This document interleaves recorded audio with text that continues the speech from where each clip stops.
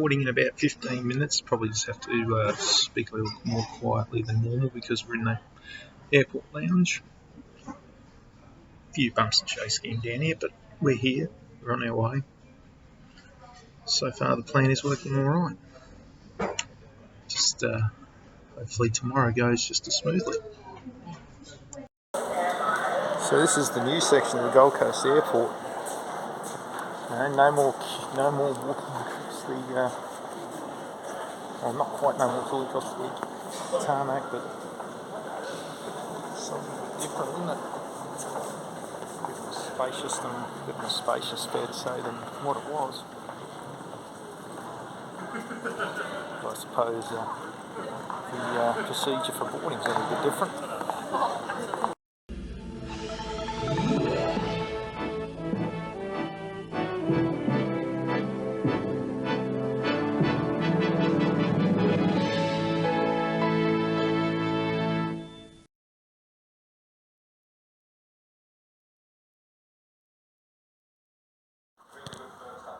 Bit of a task to get here, but we've done that, so now we can either get a nice shut-eye.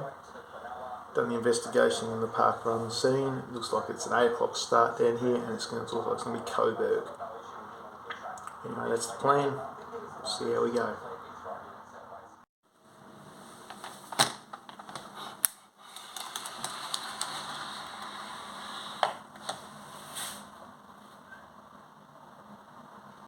I wouldn't say it's almost my stomping ground from years past, but it just about is. I mean, that McDonald's has been there on the corner ever since I can remember.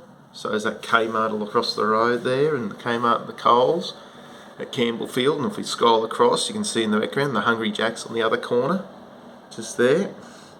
That's certainly been there for so long. The Ring Road, of course, was, well, a 90s edition. But of course that's also been there for a long time as well. That Toy World used to be Billy Guyot's, and there used to be a bingo hall there, but that's now retail shops. Yeah, it's 12 degrees outside, so I'm having to find the long sleeves. But the plan for this morning, now that park run's come and gone, I decided to take the extra hour's sleep, so I decided to forego it. Not that it was going to make much of a difference. But yeah, the plan is to check out. We'll head to the train station. There's a train station nearby called Gowrie, for those who aren't aware of the local geography. And then we'll head into the city. We'll put some bags in the locker for a few hours. We'll get our personal drinks, head to the MCG, bib collection, drop off the personal drinks, and by the time it should be just about lunchtime, and we'll go from there.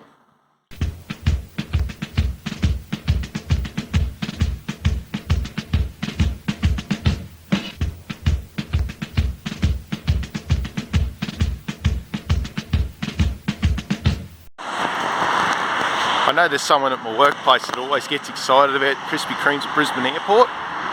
Get excited about Krispy Kremes having a drive-through in Faulkner, right outside the train station. Of course, with Dirty Bird in the background, of course that's where I'd frequent rather than the Krispy Kremes, but each to their own, I suppose.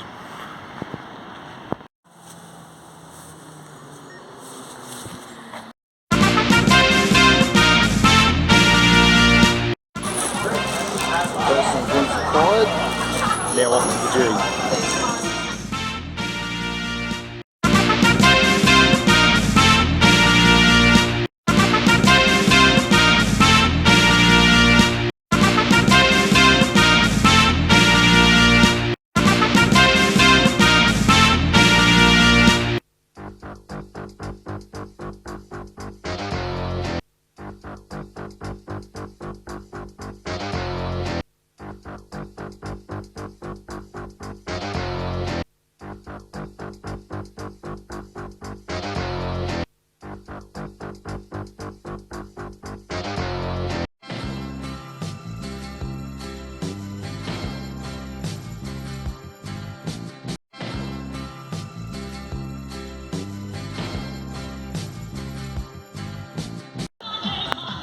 So this place will be packed tomorrow, I'm sure. It's fairly empty at the moment.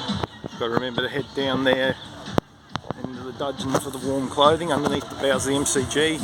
I'm sure we'll get that tomorrow. Probably won't go in there at the moment, but it's going to be fairly congested. Maybe not as congested as 2014, because 2014 this is finished preaching because they were putting the cricket pitches in for the World Cup. But that's going to be packed out. You got the corporate and club tents down there, and DJ pumping out questionable tunes already. It's like a 1996 or something. That'll be packed tomorrow. Right now it's a few people here or there. So this is arguably one of the best spectator points on the course. Now this is basically the finishing straight. Well, not the finishing straight in terms of the road. The finishing straight's inside the MCG. I'm not going to go in there this morning, but basically, as you can see, that road will be divided into two. When finishing, there'll be a lot of people on the side of the road to the left. Finishing on the left there, there'll be a lot of people lining the path in their tents and giving you a big cheer as you finish. Onto the right, that's the slow course. 6 1-point-whatever kilometre loops you've got to do. This is where the conditions matter, because for those guys, they're going to hope it's not too hot. I know there was one year it was absolutely brutal and they struggled, but most of them finished.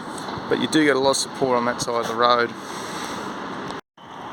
Another popular spectator spot on this road. It's not quite the last corner, but you've just but on that far corner down there, if I can just try and zoom it in. But on that far corner, you might be able to see it in the distance. That far corner down there is a bit of you're just passing a drink station, the last drink station on the course. There's a lot of people lining there, and you're seeing people up the pathways with their medals walking past, and you think, oh yeah, I'm going to join them. And you're going at a bit of pace, even though you've run about 40 kilometres or 20 kilometres or however far you've gone. And you're running down there, and you want to go reasonably slow and soak up, but you want to go fast. It just makes you want to go fast down this street. So somewhere around that permanent gantries there is the start line. You're rounding the corner. They're on both sides of the road. And you may think the tricky part of the start is actually that side, going up the hill, but it's not. Going up the hill, it's not so bad in the first few hundred metres. The tricky bit at the end of the hill, it's not that corner, but the corner afterwards. I'll see if I can get closer. If you zoom right in, at the end of that street, there should be, we won't have to worry about the trams tomorrow, they won't be running on there. But right at the end, we might see in the distance there's a little bit of a road sign, a permanent little sign at the corner. Top of the hill, go take that little left-hand turn, and then there's a right-hand turn up there. That's the tricky bit, because as you can see, that road there, the people are going to be on both sides. You're going to go from about 25, 30, 40 wide, even over the tram lines. If you're crossing from that side, you just got to be a bit careful. Don't trip over the tram line, because they're on an elevated platform. But the key is you're going from about 25 right wide there to about 5, 6 wide on that corner. On the corner, it's basically the opposite to the motel there. And then intersection, you're going to about 6 wide up there. So you don't want to be caught on the inside, but you certainly don't want to be caught on the outside, because you'd be shuffled back. So this is probably more of a struggle on the way up. You've just rounded that corner, which is corner number 3. It's not exactly a wide path, and you're running up there, just running in a simple little pack. And then you've just got to find a way, because you've got a long drag up this street. It's like 4 or 5 kilometres up this, just basically up there. It's basically straight, around a few bends, etc. It's a little more tricky when you come back, because on the way back, this part uses on this side of the road at about 40 kilometres. So at 40 kilometres, you're running along, you're tired. There's usually a photographer about that spot there, so you've got to actually make it look like you're running, but you've also got to look out for those catching the trams in the middle of the road there, because there's always 1 or 2 who are looking to dodge the traffic, try and sure they get the next tram in order the fare evade and all that sort of bullshit. And then you're running down there, and there's another photographer around the corner, so this is probably more a tricky spot on the way back than it is on the way out.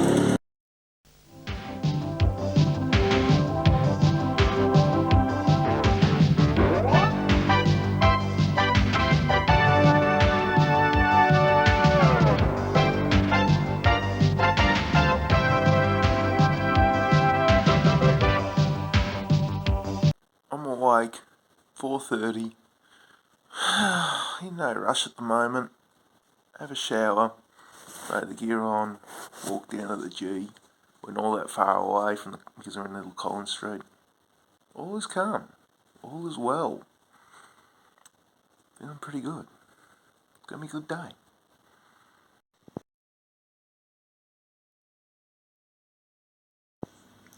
"5:15, time to rumble."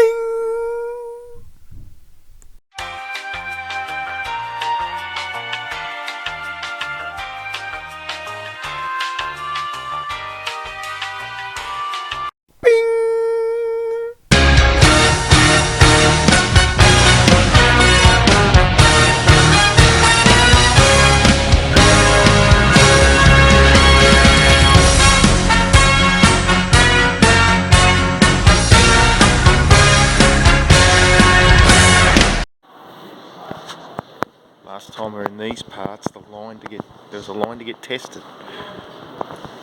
Boy, was that a waste of time or what? I mean, seriously. Who cares about that now?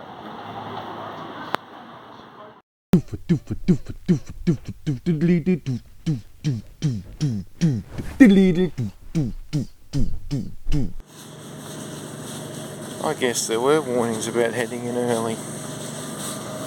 But I suppose when you've got 8,500 involved, the earlier you get your bag in, the better. Practice wicket pitches look like they're green tops. Not that they are concerning me so far, but there'll be a crowd around them in about 3 months' time. And that's where we're headed. Right down there. Follow the crowd. Because it's MCG policy, we have to basically leave our bags open for inspection and whatnot, because I don't want any bombs in there or that sort of thing. I suppose they know what they're doing. After that, whip off the warm weather gear, leave her in the bag, and we'll just turn and burn. Get through the warm up, pierce, zinc up and everything else, but there you go. Well, there is.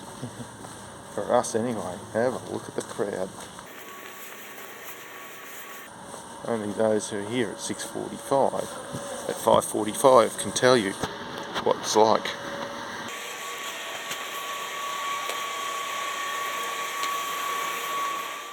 Meow meow meow meow meow meow meow meow meow meow meow meow meow meow meow meow meow meow meow meow doo doo doo doo doo doo. Bag drop, successful. Wish I could just go the other way up the grandstand, but I suppose my name's not Joel Selwood, so I don't get access like that. There it is, the infamous 8-lap course, the infamous 6-lap loop, ground level view. Hopefully we only have to go down that end and stay down this side and head into the venue rather than stay on the other side and run loops. Harp on about it all the time, but at least these guys are the smart ones. At least there's still a 5 on the clock, not a 6. If we look at about 6 AM, if we get to about this time in about an hour's time or whenever, the queue will probably be twice as long and they still wonder why they're going to miss the race.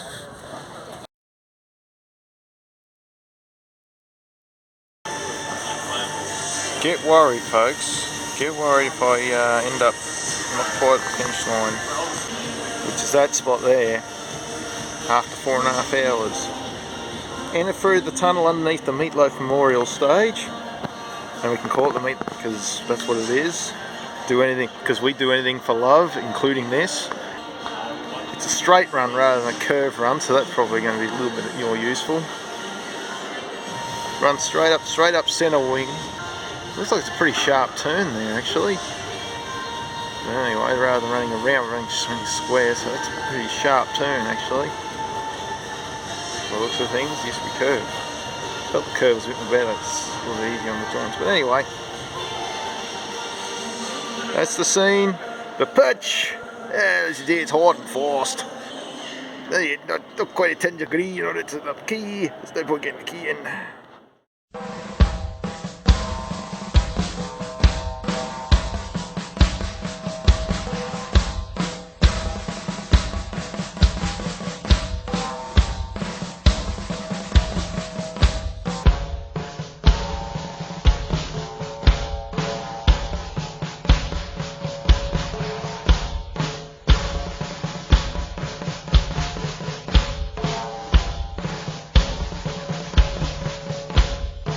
Wouldn't be dead for quids on a morning like this. She's ideal for football. Oh, and for running I suppose too. Chamber of Commerce Day. No, not a lot of breeze. Wind not a factor. No clouds. Temperature cool. We are ready to rock.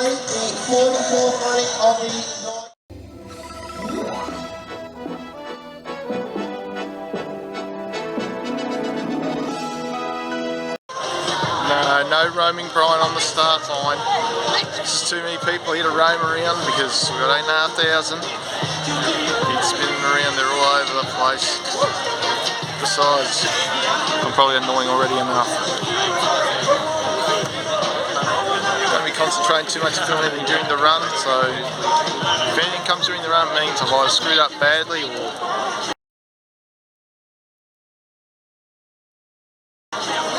anyway. But that's going to happen a lot, bit of a bump and grind. Anyway, 4.5 hours after this we should be home free. Well, 4.5 hours after start anyway. Here we go.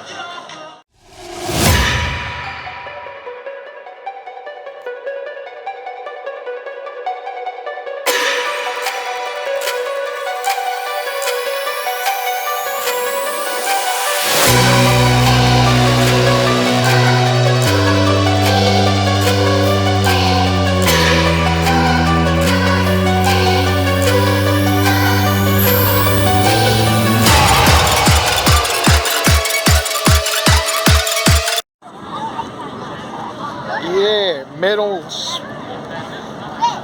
Yeah, they're a little bit thinner than normal, but they're usually pretty big and chunky here. Always good. Always good and proper, so there's another one there to the collection. Number 8. Yeah, frustrated. Not about the fact I did finish or the fact that it's number 8 or what's. The frustrating thing is, it's probably the competitor in me saying it. You go through the halfway in 2:08, everything's looking great, feeling great, you're flying, you're doing fantastic. You're finishing 5 hours. And his groin still haven't recovered, it seems, but onwards and upwards, we reload, we go Auckland in 3 weeks' time. There will be a fun element to it, like I'm not going to take it overly seriously. I'd like to cut 10 minutes off I'd like to cut 11 minutes off that time from today, and I think I should be fitter for the run. But if I can cut 11 minutes off that time, book that flight, and I can book those flights. It'd be great.